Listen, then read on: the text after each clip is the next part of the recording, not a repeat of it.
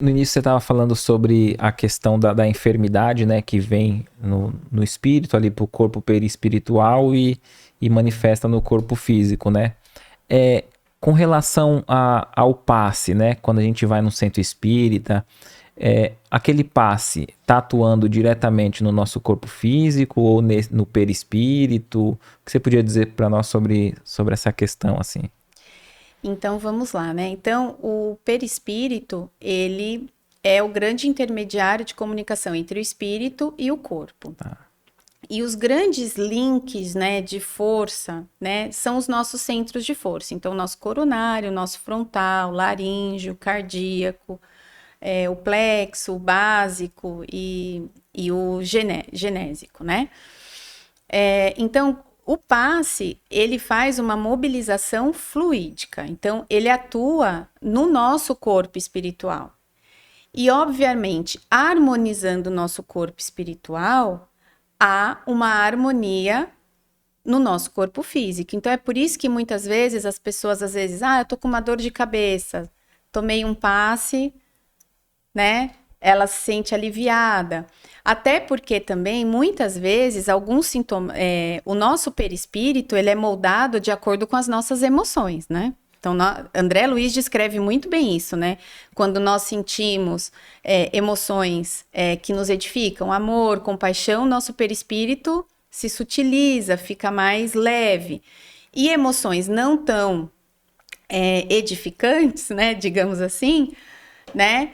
Ele se adensa. Então, o que que acontece? De acordo com as nossas emoções, nós também mobilizamos o nosso perispírito. E muitas vezes vêm os sintomas físicos. Então, por que que às vezes também as pessoas, ao tomar o passe, elas também melhoram? Primeiro, tem essa mobilização fluídica, né? Então, que harmoniza, né, o nosso corpo espiritual. E também um reequilíbrio das nossas emoções. Então, às vezes, aquele sentimento, aquela angústia que eu estava no peito, a hora que eu escuto a palestra, que eu acesso o evangelho, aquele ambiente, aquilo se abranda. E aí, o meu perispírito se acomoda e aí meu corpo físico melhora. Então, Uhum. olha como o nosso corpo físico nos alerta sobre o que está acontecendo no nosso interno, né? Então, isso acontece muito. Então, por isso que é bem importante sempre quem, né, sente de aderir, né, e, né, tomar o passe é sempre muito bem-vindo. E é por isso que também tem a palestra antes. Porque, na verdade, é ali na palestra que eu consigo virar a minha chavinha. Então eu me acalmo, né? Então às vezes eu chego de um dia um pouco mais atribulado, de muitas atividades, então eu acesso a palestra, aquele conhecimento toca o meu coração, muda o meu estado emocional, o meu estado mental, e aí eu consigo sutilizar, né, o meu perispírito para que também eu consiga receber o passe. Por quê? Se eu entrar também na câmera de passe de uma forma muito fechada, nunca você vai deixar de ser amparado, mas você também não vai ter todo o proveito que você poderia ter, né? Como se a gente estivesse criando barreira para a espiritualidade ali tá agindo e auxiliando, né? Exatamente. E você falando antes, né, da nossa correria no dia a dia, que muitas vezes a gente passa desapercebido por um amigo, por alguém. Então, quer dizer, se a gente tá numa correria tão grande que a gente não vê o amigo, às vezes a gente esquece de olhar para nós mesmos, né?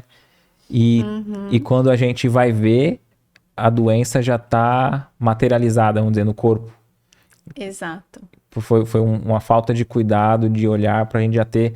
Porque se a gente tivesse um pouco mais de atenção, a gente já ia ter percebido as nossas próprias emoções em desequilíbrio e ter atuado antes. Sim. Eu tenho uma frase, né, que todo mundo. Tem duas frases que eu gosto muito, que é o conhece-te a ti mesmo, que todo mundo conhece, e conhecereis a verdade te libertará. Então, eu tenho dentro dos estudos que eu já fiz, não só do espiritismo, mas também de outras vertentes, conhecereis a verdade te libertará. Então, às vezes a gente sempre pensa que é a verdade de um mestre, né? Então, é a verdade do Cristo, é a verdade de Sócrates. Quem trouxe a verdade? E se nós olharmos bem a história, nenhum mestre disse assim, eu estou com a verdade. Porque senão ele não seria mestre. Porque o conhecimento, ele sempre está em expansão. A criação é expansão. Então, conhecimento também se expande.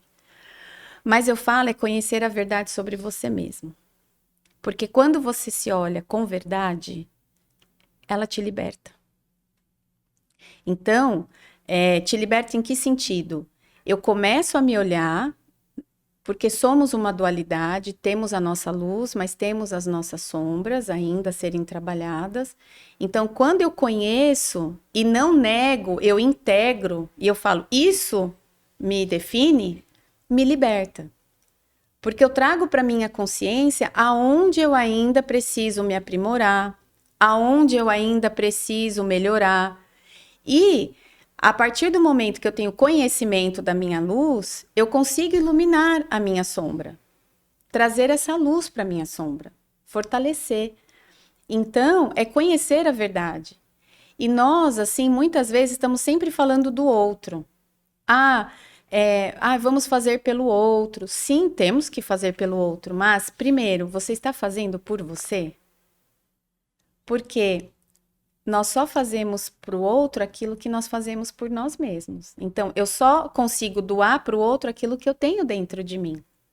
Então, é a grande reforma íntima que a gente... Que pode ser o tema que for, cai nela, né? Cai nela, porque... E assim, a gente sempre dá uma desviadinha dela e fala assim, não vou olhar para isso agora. Não nessa encarnação, não né? Nessa encarnação, né? A frase da procrastinação espírita, deixa para a próxima encarnação, sim, a gente resolve. A misericórdia divina não tem pressa, né? Mas é sobre isso, é conhecer a sua verdade, né? E acolher, né? Não é negar. Então, nossa, mas você é espírita e você sente raiva? Sim, ainda sinto. Ainda sinto angústia, ainda sinto tristeza, mas também sinto alegria, sinto leveza, sinto suavidade, sinto amor, sinto compaixão. Então, é isso que faz com que nós tenhamos essa reforma íntima. Por quê? Porque todos esses sentimentos, emoções, não estão no nosso corpo físico. Estão aonde? No nosso espírito. E se eu quero evoluir, eu tenho que ter consciência do que eu sinto e do que eu penso. Porque se eu não tiver consciência, como eu mudo? Perfeito. E no próprio, acho que nos 12 passos, né, assim, do NA, do AA, a primeira coisa é reconhecer o vício, né? E sim, se eu falar assim, eu quero ser um espírito melhor, mas eu deixo amplo, quer dizer, será que eu fiz esse mergulho de ver o que eu preciso tirar, diminuir, o orgulho, o perdão? Porque se a gente não reconhece primeiro que tem que melhorar isso, fica para depois, né?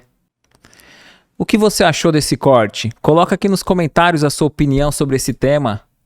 Para ver o episódio completo, é só pesquisar Recomeçar Podcast Espírita. E caso tenha ficado alguma dúvida sobre a doutrina espírita, é perfeitamente normal. Procure ler as obras de Allan Kardec.